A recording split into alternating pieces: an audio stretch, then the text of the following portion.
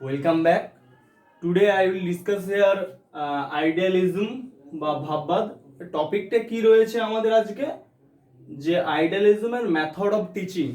But তার আগে আমরা একটু লেসন প্ল্যানিং করে নেব, কি কি পড়বো সে সম্বন্ধে। আজকে idealism and method of teaching অর্থাৎ যে ভাববাদের যে শিক্ষণ পদ্ধতি রয়েছে সে সম্বন্ধে জানবো। সেই শিক্ষণ পদ্ধতিতে কোন কোন দার্শনিক কি মতবাদ দিয়েছেন, কি বলেছেন সেগুলো জানব। দ্বিতীয়ত, তারা কোন মেথডকে ইন্ডিকেট করেছেন সেটা জানব।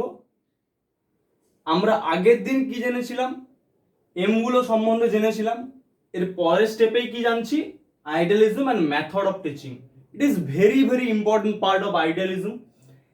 কিভাবে কোশ্চেন্স আসে বিভিন্ন জায়গা থেকে সেই টেকনিকগুলো দেখাবো, কিভাবে শর্ট কোশ্চেন্স আছে, কিভাবে লং কোশ্চেন্স আসে সেগুলো দেখাবো। তার আগে চলো ডিসকাস করে নেওয়া যাক idealism and method of teaching, অর্থাৎ আইডিয়ালিজম এবং তার শিক্ষণ পদ্ধতি, অর্থাৎ ভাববাদের প্রবর্তিত শিক্ষণ পদ্ধতি সেটা কি সে সম্বন্ধে আমরা জানবো। কি বলেছেন, যে ভাববাদীগণ বিভিন্ন ধরনের শিক্ষণ পদ্ধতি অনুসরণের কথা বলেছেন। অর্থাৎ তারা কি কি পদ্ধতি অনুসরণের কথা বলেছেন, অবশ্যই তাঁরা কথাটা ব্যবহার করবো, চন্দ্রবিন্দু লিখে দিচ্ছি। স্টুডেন্টরা এটা ভুল করে সবসময়, ইট ইজ রং। তাঁরা যে কোনো বিশিষ্ট ব্যক্তির আগে সবসময় তাঁরা কথাটা যুক্ত হয়, অর্থাৎ চন্দ্রবিন্দু আমরা সবসময় যুক্ত করব। ঠিক আছে, চলো আমরা ফিরে যাই মেন টপিকে। ভাববাদীগণ প্রথমত বলেছে যে শিশুদের মধ্যে স্বতঃস্ফূর্ত শৃঙ্খলার কথা, নট ফ্রিডম, বাট একদম স্বতঃস্ফূর্ত বলতে যেটা আমাদের অভ্যন্তরীণ ভেতর থেকে আসে। পুরো ফ্রি করেও দেব না, আবার পুরোটা ছেড়েও দেব না, আবার ধরেও রাখবো না, সেরকম ব্যাপার। কি বলেছে, মেথডগুলো কি কি রয়েছে সেগুলো জানবো সে সম্বন্ধে। আগে বোঝার সুবিধার্থে বোর্ডে আগে থেকেই লিখে রেখেছি কোশ্চেন অ্যান্সার মেথড। মেথড লেখা আছে, অর্থাৎ মেথড মিনস পদ্ধতি। মেথডটা কি, এক নম্বর আছে কোশ্চেন অ্যান্সার মেথড, অর্থাৎ প্রশ্ন উত্তর পদ্ধতি। এর অরিজিনেটর বা অ্যাডভোকেট কে করেছেন বা প্রবর্তিত কে করেছেন, নির্দেশক দিয়ে দেখানো আছে যে সক্রেটিস, অর্থাৎ সক্রেটিস হচ্ছেন কোশ্চেন অ্যান্সার মেথড অর্থাৎ প্রশ্ন উত্তর পদ্ধতির প্রবক্তা। সেকেন্ড আসছি ডিসকোর্স মেথড। এই মেথডের অরিজিনেটরকে না প্লেটো।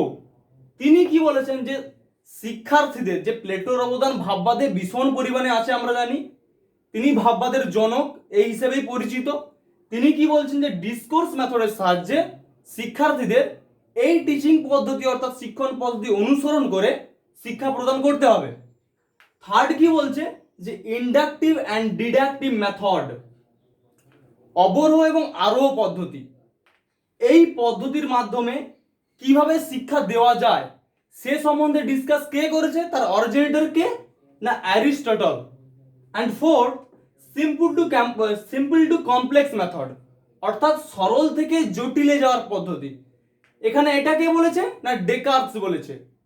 সিম্পল টু কমপ্লেক্স মানে আমরা কোনো সরল বিষয় থেকে জটিল বিষয়ের দিকে শিক্ষার্থীকে শিক্ষাটা প্রদান করব।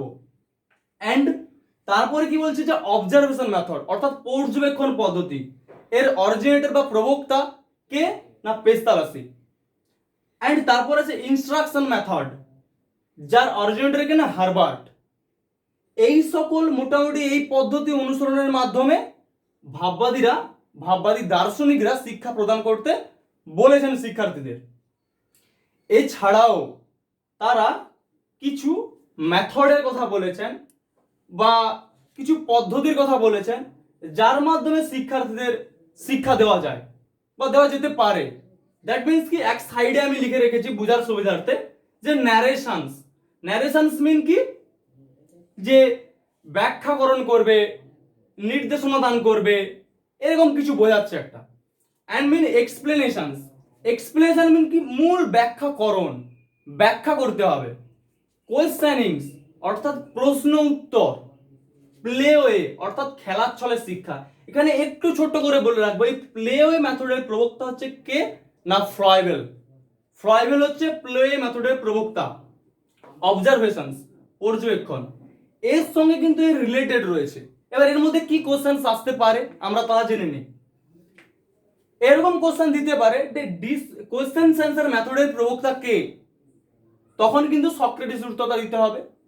যদি আসে অবজারভেশন মেথডের প্রবক্তা কে, পেস্তালসি, আমরা 1 মার্কসে গেলাম। এবার আসি ম্যাচিং। ম্যাচিং কি কিরকম দিয়ে দিল, ইনস্ট্রাকশনকে 1 নম্বর করে দিল, কোশ্চেনিংকে 5 নম্বর করে দিল, অবজারভেশনকে 2 নম্বর করে দিল, উল্লট পালট করে দিল। তো এখানে নির্দিষ্ট রকম ভাবে যে মহান দার্শনিক দেওয়া শিক্ষাবিদদের নাম দিয়ে দেওয়া হলো, ম্যাচিং করতে দেওয়া হলো, 2 নম্বরে কোশ্চেন দেওয়া হলো। এসএকিউ টাইপ কোশ্চেন আছে বিয়ের জন্য, এটা ভীষণ ইম্পর্টেন্ট একটা জিনিস। এছাড়াও বড় কোশ্চেন কি আসবে, যে আইডিয়ালিজমের যে মেথড অফ টিচিং শিক্ষণ পদ্ধতি সম্পর্কে আলোচনা করো। সেটা 5 মার্কস হতে পারে বা 2 মার্কস বেসিক্যালি, বা 10 মার্কসের আসে না, ঠিক আছে। তবে এই কথাটা মনে রাখা সবসময় জরুরি যে 5 মার্কসের যখন শিক্ষণ পদ্ধতি আলোচনার কথা বলবে, তখন অতি অবশ্যই আমাদের এই যে মেথডগুলো, এগুলো তো মূল মেথড হলো, তাছাড়াও এই মেথডগুলো আলোচনা করতে হবে, নাহলে কিন্তু আমরা মার্কস ক্যারি করতে পারবো না। এটা কিন্তু আমাদের মাথায় খেয়াল রাখতে হবে। মোটামুটি এটা টিচিং মেথড সম্বন্ধে কমপ্লিট, এবং টিচিং মেথড সম্বন্ধে অরবিন্দ কিছু কথা বলেছে, আমি জাস্ট 30 সেকেন্ড হোল্ড করব। তোমরা এগুলো তুলে নিতে পারো, যা নোটস আকারে তৈরি করে নিতে পারো, আইডিয়ালিজমের জন্য একটা খাতা বানাবে, ঠিক আছে। প্লিজ তোমরা তুলে নাও, আমি ভাগ ভাগ করে দিচ্ছি আরো বোঝার সুবিধার্থে।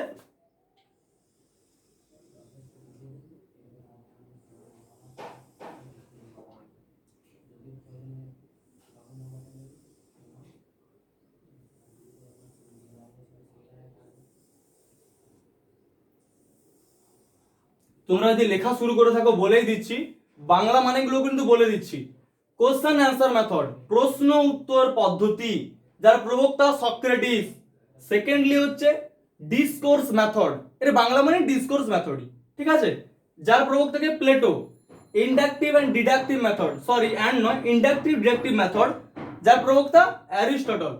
সিম্পল টু কমপ্লেক্স মেথড, যার প্রবক্তাকে না ডেকার্স, মানে সরল থেকে জটিলে যাওয়ার পদ্ধতি। অবজারভেশন মেথড পর্যবেক্ষণ পদ্ধতি। ইনস্ট্রাকশনস মেথড অর্থাৎ নির্দেশনা দেওয়ার পদ্ধতি, যার প্রবক্তা হার্বার্ট। এগুলো তো বলেই দিয়েছি, ন্যারেশন, এক্সপ্লেনেশন, ব্যাখ্যাকরণ, কোয়েশ্চেনিংস, প্রশ্নকরণ, ডিসকাশনস, আলোচনা, প্লে, খেলার ছলে, অবজারভেশন, পর্যবেক্ষণ।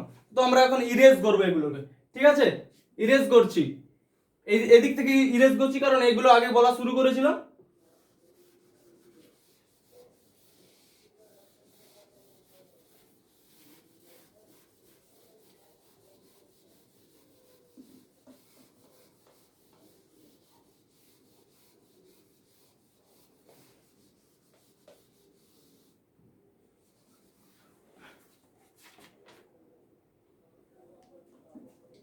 এরপর জানবো আমরা যে অরবিন্দ কি বলেছেন এই শিক্ষণ পদ্ধতি সম্পর্কে। 5 মার্কসে যখন আমরা কোশ্চেন টাচ করব, তখন একটা ইংলিশ কোটেশন দিতে হবে, তাহলে মার্কস ক্যারি করতে আমাদের অনেক বেশি সুবিধা হবে। তো বুঝে নেই, লিখে দিচ্ছি, জেনেও নেব বিষয়টা কি। অরবিন্দ কি বলছে,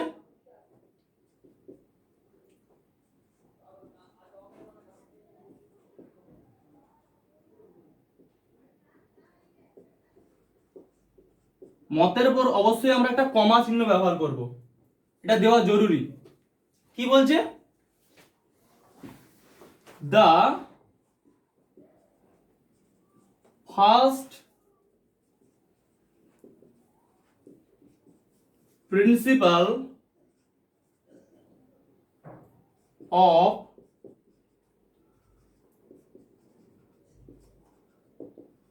true teaching is that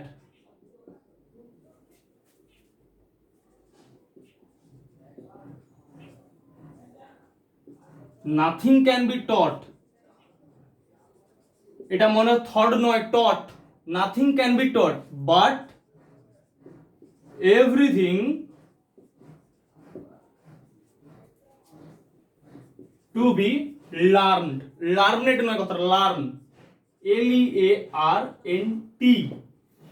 কি বলেছেন তিনি Aurobindo? The first principle of true teaching is that nothing can be taught but everything to be learned. অর্থাৎ the first principle of true teaching, true অর্থাৎ যে শিক্ষণের প্রথম যে নীতিটা সেটা কি? Is that nothing can be taught, কোনো কিছুই শেখানো যায় না, but everything to B learned, সব কিছুই শিখতে হয়। কি বলছে? যে শিক্ষণের প্রথম শর্ত কি হবে? যে নাথিং ক্যান বি টট, কোনো কিছুই জোর করে শেখানো যায় না বা শেখানো যায় না, but everything to be learned, সেটা কি? শিখতে হয়, শিক্ষার্থীরা শিখে নেবে। কমপ্লিট। আমি ইরেজ করব, 10 সেকেন্ডস টাইম দিচ্ছি, তোমরা লিখে নেবে।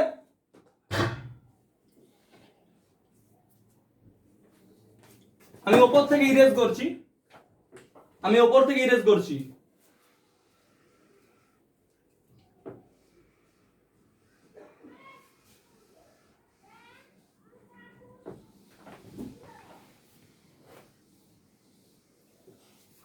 এটা চলে গেল যে idealism and method of teaching.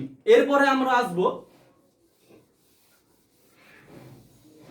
আইডিয়ালিজমে দার্শনিকরা শিক্ষক সম্পর্কে কি বলেছেন। চলো আমি একটু লিখে নিচ্ছি, টিচার, টিচার বা শিক্ষক। প্রথমে একটা কথা আমাদের সবসময় মনে রাখা জরুরি, এখানে শিক্ষককে কিন্তু গডের পরেই অনেক দার্শনিক স্থান দিয়েছেন, গডের পরে, নেক্সট গড, অর্থাৎ ঈশ্বরের পরে শিক্ষকের স্থান। তিনি কি হবেন? তার মধ্যে তিনি একটি আত্মোপলব্ধি সম্পন্ন ব্যক্তি হবেন, অর্থাৎ তিনি নিজেকে ভালোভাবে জানবেন। কি বললাম?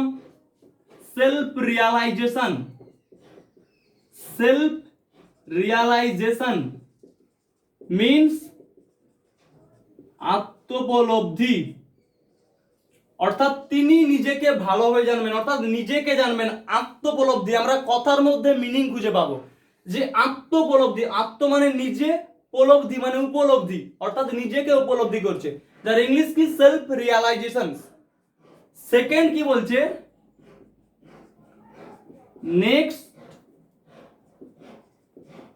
নেক্সট টু গড, অর্থাৎ ঈশ্বরের পরেই তার স্থান। এরপরে আরেকটা কথা আছে, তিনি কি?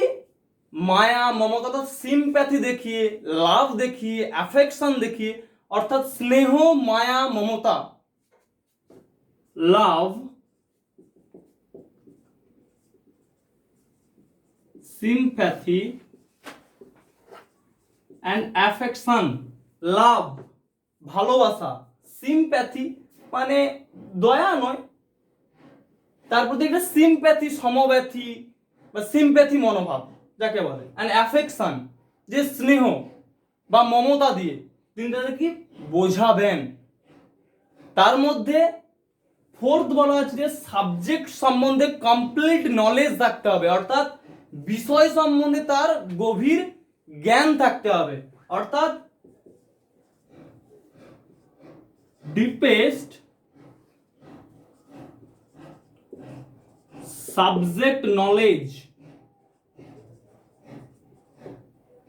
একটা ছোট্ট করে বলে রাখি, প্রশ্ন আসবে, এগুলো আমি ইংলিশে লিখছি কেন?